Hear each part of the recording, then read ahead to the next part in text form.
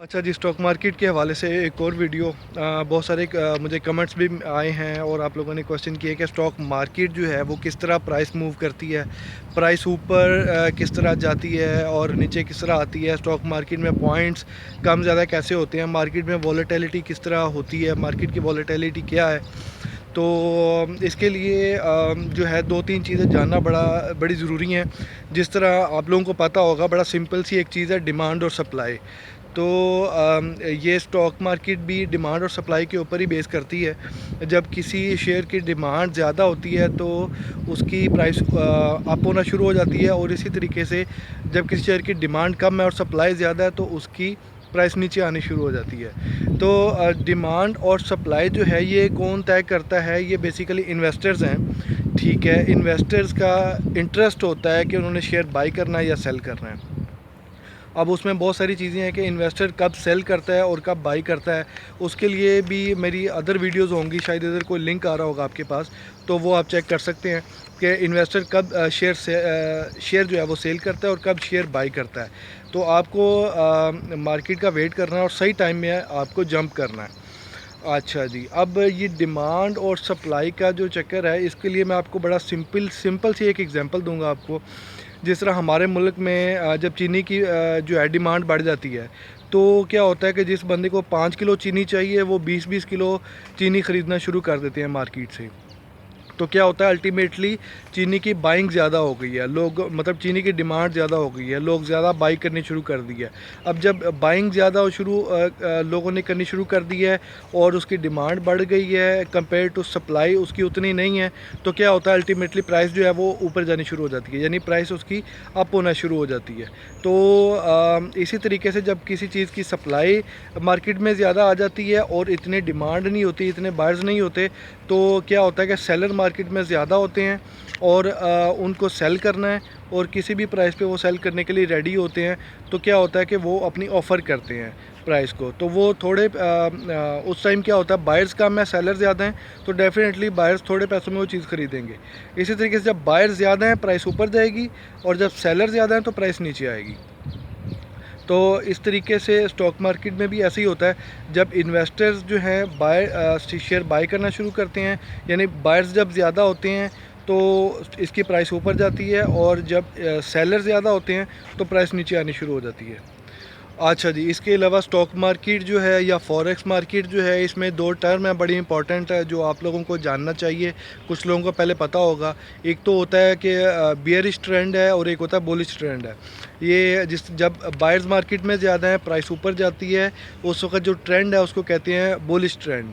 और इसी तरीके से जब प्राइस नीचे आती है और सेलर मार्केट में ज़्यादा होते हैं, तो उस ट्रेंड को कहते हैं बेयरिश ट्रेंड। यानी जब मार्केट नीचे आती है, मार्केट में पॉइंट कम होते हैं, मार्केट में शेयर की प्राइसेस जो है नीचे आती हैं, और सेलर मार्केट में ज़्यादा होता है, उस ट्रेंड को कहते हैं बेयरिश ट्रेंड, राइट।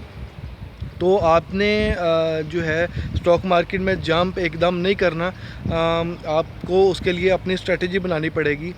जिस तरह मैंने आपको दूसरी वीडियो में भी आपने मेरी देखी होंगी कि विदाउट स्ट्रेटजी जो है वो आप पैसे नहीं कमा सकते हैं। स्टॉक मार्केट में जो है वो 90% लोग जो है वो लॉस करते हैं, क्योंकि उनको पता नहीं होता कि उन्होंने कब मार्केट में जंप करना है और मार्केट में पैसे कैसे कमाने हैं, क्योंकि उन लोगों ने ये सीखा नहीं होता और कोई उनको बताता भी नहीं है। प्रॉब्लम ये है कि जब हम किसी ब्रोकर के थ्रू अपना अकाउंट ओपन करवाते हैं तो हम उसको अपना उस्ताद मानना शुरू कर देते हैं, या जो ब्रोकर हाउस में जो लोग बैठे होते हैं वो अगर कोई शेयर बाई कर रहे हैं तो आपके ऊपर उसका इफ़ेक्ट होना शुरू हो जाएगा। अगर वो बोलेगा मुझे ही शेयर बाई करना है, तो जब वो शेयर बाई करेगा तो आपके भी ज़हन में आएगा कि आपको भी शेयर बाई करना चाहिए। और अदरवाइज़ क्या होता है कि आपका जो ब्रोकर है वही आपको बोल रहा होता है कि भाई आप ये वाला शेयर बाई कर लें, इसका रिज़ल्ट आने वाला है, या इस कंपनी ने डिविडेंड देना है, या इस कंपनी की वर्थ ज़्यादा होने वाली है।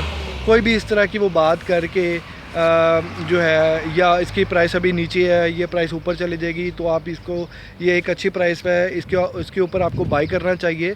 लेकिन आपको फोकस करना है, आपको ये देखना है कि आपकी स्ट्रेटजी क्या है, आपने कौन सा शेयर बाई करना है और किस प्राइस पे शेयर बाई करना है, और आपने कब वो पोजीशन लेनी है।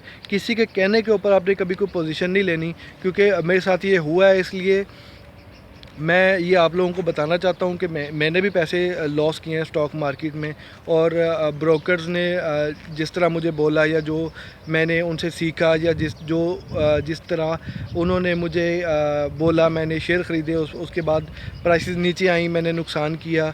वो मेरी और भी वीडियो है कि how I loose my money in stock market, वो भी आप मेरी वीडियो चेक कर सकते हैं। और उसमें मैंने कौन सा लेसन सीखा उससे, तो वो भी मैंने उस वीडियो में शेयर किया है। तो आई होप कि उससे आपको मदद मिलेगी। और ये वीडियो जो है वो इसलिए बना रहा हूँ कि स्टॉक मार्केट में जो प्राइसेस हैं वो डेली बेस पे ऊपर प्राइस अप होती हैं, प्राइस डाउन होती हैं, और ये इन्वेस्टर का जो है ये एटीट्यूड है, उसका सेंटीमेंट है, जिसके बेस पे मार्केट में प्राइसेस अप और डाउन होती हैं।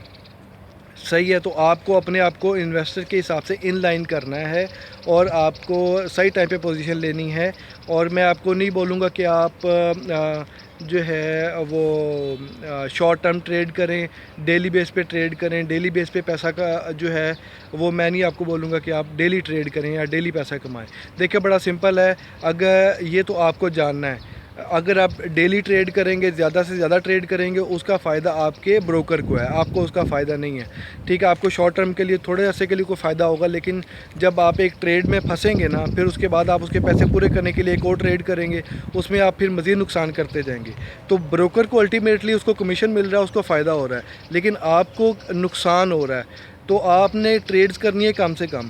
माइट भी मेरी वीडियोस जो है वो कुछ ब्रोकर जो है वो लाइक नहीं करें, क्योंकि वो नहीं चाहते कि लोगों को ये पता चले कि लोग ज़्यादा से ज़्यादा ट्रेड करें, ज़्यादा से ज़्यादा ट्रेड नहीं करें। सो आप लोगों को ट्रेड करनी है कम से कम, आपको पोजीशन लेनी है लंबी, 1 महीना, 2 महीने, 6 महीना, 1 साल तक भी पोजीशन आप ले सकते हैं। वो आपको डिटरमिन करना है कि आपको किस प्राइस पे वो शेयर ख़रीदना है और किस प्राइस पे वो शेयर सेल करना है। लेकिन आपको कोई ऐसा शेयर नहीं ख़रीदना जो ऑलरेडी जिसकी प्राइस ऊपर जा चुकी है, उसकी कंपनी की वर्थ जो है या उस शेयर की जो इंट्रिंसिक वैल्यू है, उससे प्राइस ऑलरेडी वो अप जा चुकी है, इस तरह का शेयर नहीं ख़रीदना। आपने अंडर वैल्यूड शेयर जो है उसको ढूंढना है, अंडर वैल्यूड कंपनीज़ को सर्च करना है, उनके ऊपर आपने वर्किंग करनी है और उसके बाद आपने शेयर बाय करना है। Don't jump instantly in stock market, don't invest instantly, इसकी ज़रूरत नहीं है और ना ही आपको करना चाहिए। दिस इज़ माई एडवाइस, बाकी आप लोगों के ऊपर है। लेकिन जिस तरह मैंने आपको बोला है कि जो स्टॉक मार्केट में 90% जो लोग फ़ेल होते हैं, वो इस वजह से फ़ेल होते हैं कि वो इंस्टेंट डिसीजन करते हैं और उसके पीछे विदाउट लॉजिक वो बहुत सारे डिसीजन कर लेते हैं, जिसकी वजह से एट द एंड उनको नुकसान होता है। तो आई होप कि इस वीडियो में आपको कोई मदद मिली होगी, और आप को अगर ये जानना है कि किन चीज़ों को बेस करके इन्वेस्टर स्टॉक बाई करता है, ताकि आप भी उन चीज़ों को फोकस करके स्टॉक बाई कर सकें, और इन्वेस्टर किन चीज़ों की वजह से स्टॉक सेल करता है, शेयर सेल करता है, तो उसके लिए मेरी दूसरी वीडियोज़ होंगी, शायद यहाँ पे लिंक आ रहा होगा, तो वो आप उसको चेक कर सकते हैं। तो if you have any question ask me in comment section, and don't forget to like and share my video. Until my next video, take good care of yourself. Allah Hafiz.